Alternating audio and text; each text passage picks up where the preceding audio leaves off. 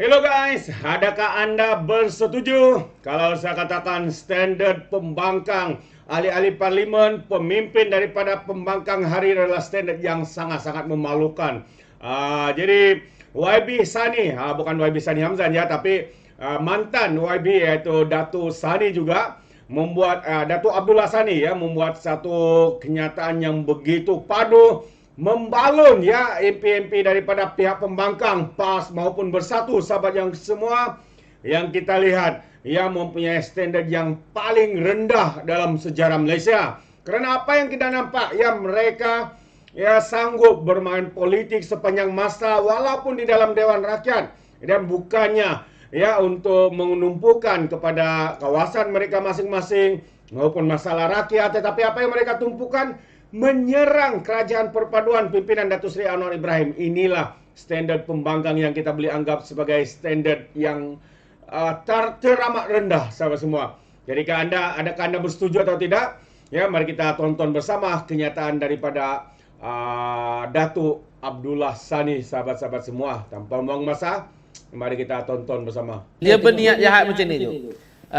Sebab bila PM Act kata ada ugutan. Oh, kenapa tak bagi tahu? Oh, mesti cakap bohong. Kalau dia berani, dia tak bohong, dia akan cakap. Tapi kalau dia cakap, ancaman keselamatan kepada negara kita. Ya, itu bahaya. betul lah itu dipanggil OSA dah. OSA. Dia kadang rahsia kerajaan. Satu lagi ni, bila sebut dia nyanyi tadi tu. Saya tengok satu ahli parlimen tu, dia nyanyi lagu Shakira. Dalam dewan dia boleh nyanyi macam tu. Aku kata, ya Allah, rosak dewan ni. Dia pasal tu. I kata, ya Allah, ini ke kualiti. Bukannya muda tu, dah tua bangka dah. Patutnya dia sedarlah diri dia tu. Dia boleh nyanyi lagu Shakira tu. Dia tanya Shakira, dia cari mana Shakira. Dia dengan gaya-gaya dia. Apalah punya. Itulah moral yang ada dalam dewan. Betul-betul standard sekolah tadika lah. Betul-betul standard sekolah tadika. Maaf lah. Itu yang boleh kata. Mana pernah orang menyanyi lagu sebegitu punya. Minta maaf lah. Tak pernah aku dengar pun dalam dia lewat 3 penggal tu. Orang boleh menyanyi dalam dewan dengan sewenang-wenangnya. Dengan maksud yang tersirat. Lepas tu tak perlu bagi tahu pasal minyak. Kita dah beritahu.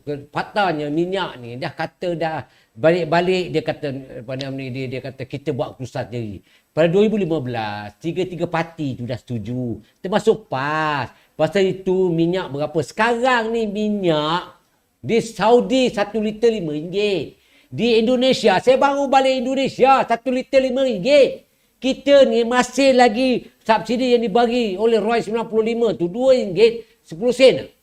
Itu yang diberikan kepada subsidi. Siapa yang sasar tu terpulang lah. Jatuhlah kita ni sisi betul besar. Tetapi yang kita nak tegaskan di sini bahawa rasional lah. Dia ulang. Yang itulah yang saya kata kualiti dia. Betul-betul kualiti celaka sial haram jadak. Yang tak langsung menapati kehendak rakyat. Yang tidak langsung menjadi dirta rakyat. Yang kamu cakap ni semua ni berunsurkan nafsu. Dan nak memperlekehkan bajet ni. Yang nak mempersendakan apa yang ditizamkan oleh kerajaan perpaduan dipimpin Datuk Seri Anwar Ibrahim dan Zahid Hamidi. Ini yang masalah yang berlaku dalam parlimen sekarang. Saya nampak begitu. Tapi sekarang ni saya yakin lah. Saya yakin. Dengan bajet yang defisit pun 4.3 tau. Dia compare dengan diorang tu. Sampai ke 57. Sampai itu punya tinggi jauh dia deposit. Walaupun dia satu emasnya banyak. 393.8 bilion. Mencerminkan kesungguhan yang dia nak dilaksanakan oleh kerajaan perpaduan ni. Bila dia sebut tadi soalan apakah ianya masih boleh bertahan.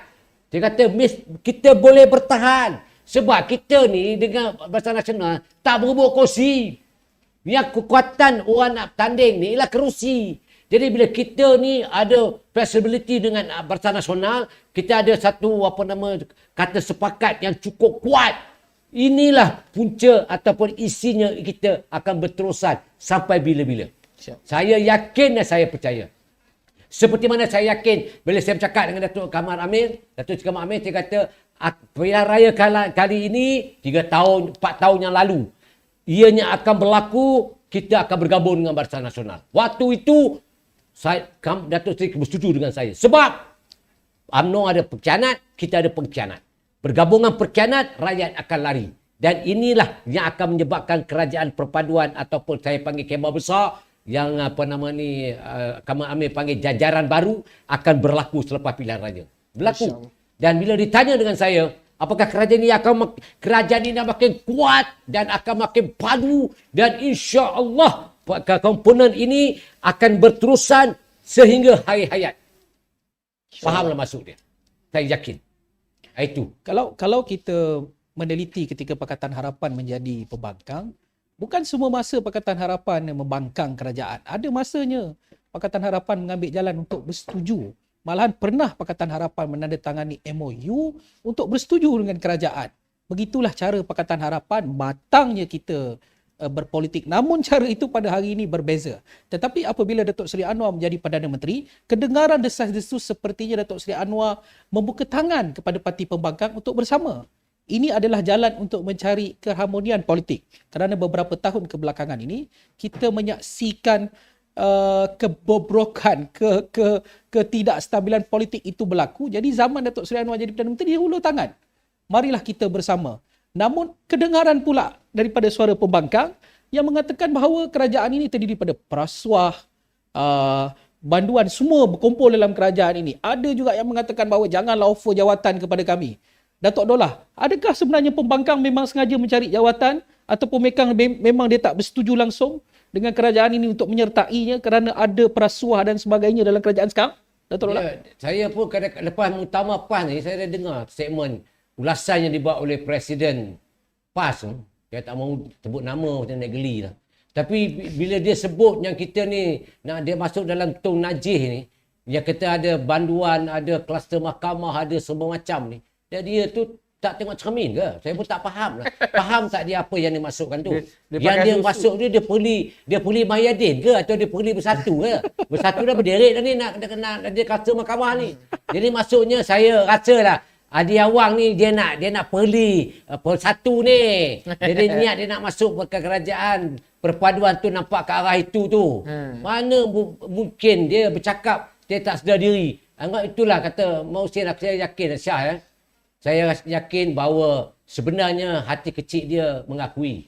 Tetapi semangat untuk dia kata kami akan dapat kerajaan, kami akan ambil balik kerajaan, kami akan tepuk atap, atap tu bocor dan sebagainya. Ini adalah kata-kata orang yang dalam derita dan dalaman. Dia derita tu, dia tak cerita dengan orang dia derita. Sakitnya hati dia, 33 bulan, sekolah agama pun aku tak jaga, sekolah rendah aku tak jaga, so keperluan anak-anak pun aku tak fikir. Tapi waktu ni tengok aku jadi duta khas di Timur Tengah pun. Apa yang aku buat? Pergi pun tidak, aku pun tidak, gaji buta. Apa yang aku dapat? Jadi akhirnya Datuk Seri Anwar pergi semua negara-negara yang berjiran dengan Palestin, pergi dan membuat kata kerjasama, perjanjian harus bagaimana untuk menyelesaikan masalah. Itulah ciri-ciri pemimpin yang dianggap sebagai pemimpin menyatu padukan bangsa Arab. Inilah dia.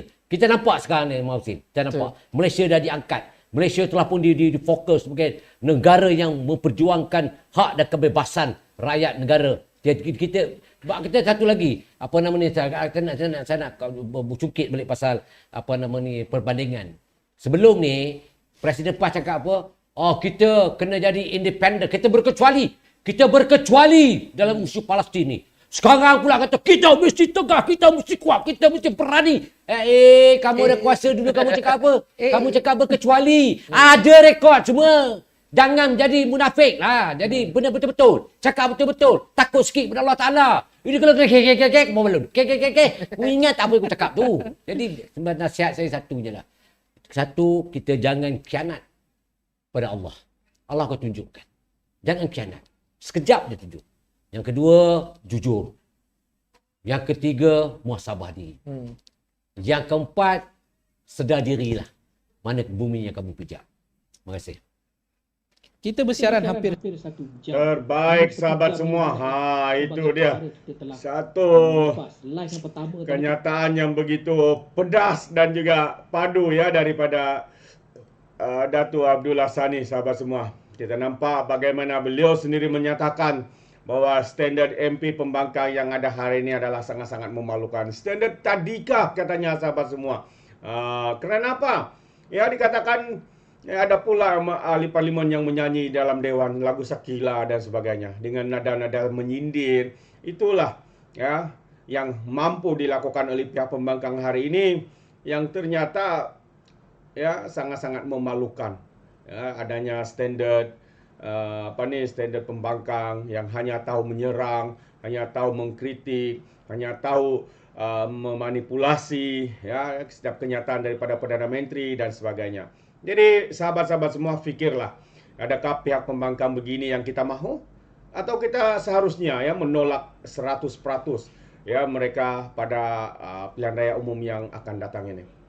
Jadi fikirkan. Jadi sehingga itu sampai di sini saja, izinkan saya untuk mengundurkan diri, tapi sebelum itu sekiranya Anda mau berikan sebarang komen, berikan komen dalam ruangan komen. Alright. Jadi ya seperti biasa peribahasa mengatakan tapapun kangkap 2 tahun keinginan. Dalam bahasa Melayanya, tepuk dada, tanya selera.